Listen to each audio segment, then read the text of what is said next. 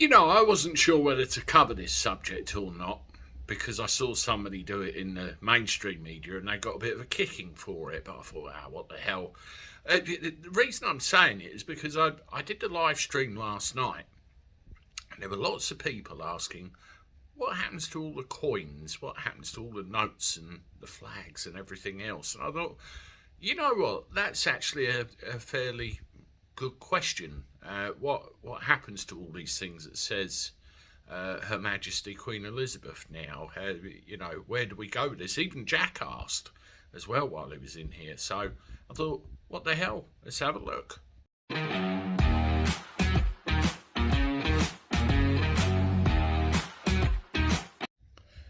How do everybody? Welcome back to the channel for a Saturday. Hope you're doing all right, folks, and you're going to have a reasonably good weekend, all things considered.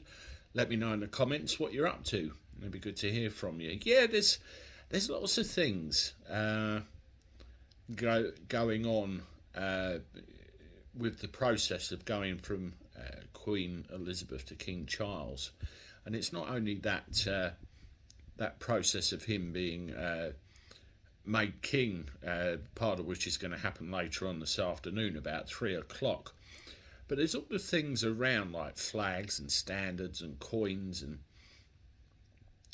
various other things. And people have been asking what happened. So I thought, what the hell? We'll have a look and go through it. I mean, one of the main things is flags or standards, I suppose you call them, on different buildings. Military units have them.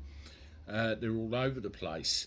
There's flags on police stations across the UK, standards used on naval ships when somebody important is on board, and there's loads of flags all over the country that are emblazoned with Elizabeth's name on them, which will all need to be replaced.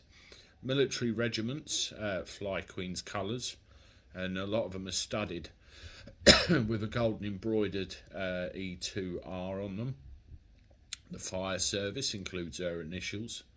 And countries where the Queen remains head of state, Australia, Canada and New Zealand, for an example, they have what are called E-flags. All of this will have to be looked at in time.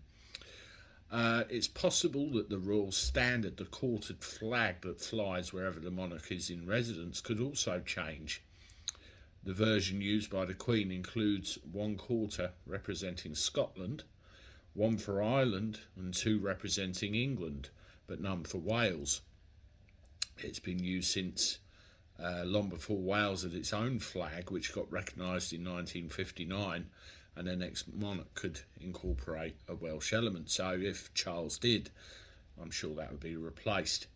With the banks, notes and coins, there's 4.5 billion banknotes in circulation with Her Majesty the Queen's face on it, about 80 billion quid's worth.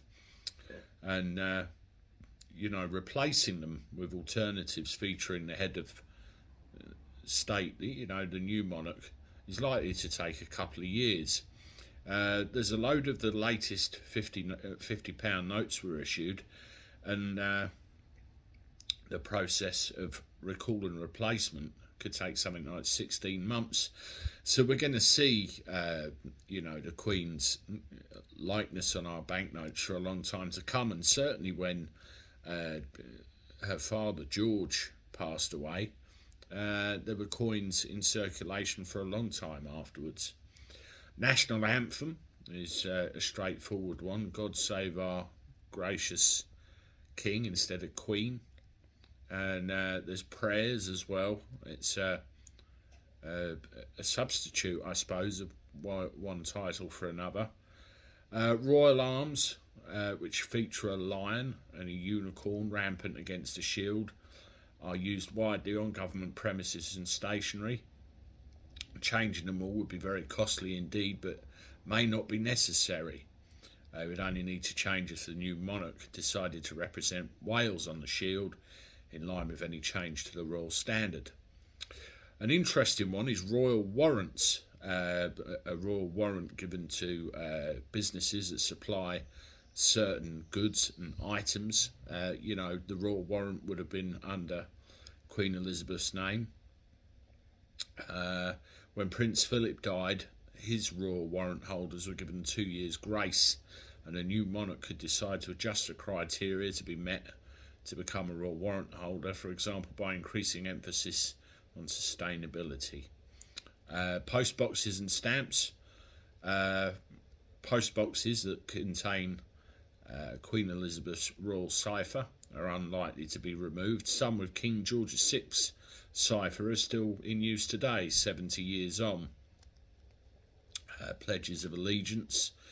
Again, you know, nobody can sit in Parliament until they've sworn an oath of allegiance to the current sitting monarch, and they'll all have to swear an oath of allegiance to Charles before they can sit again. And that's it, really. There's lots of you know, procedural things to go over, and you know, it will all happen over a great period of time. But what matters now is we mourn her passing, we remember her for her service, and wish the royal family all the best, and obviously our deepest condolences. We'll be about tonight, 9 o'clock for the live, and look forward to seeing you then. Have a good day, everybody, and toodaloo.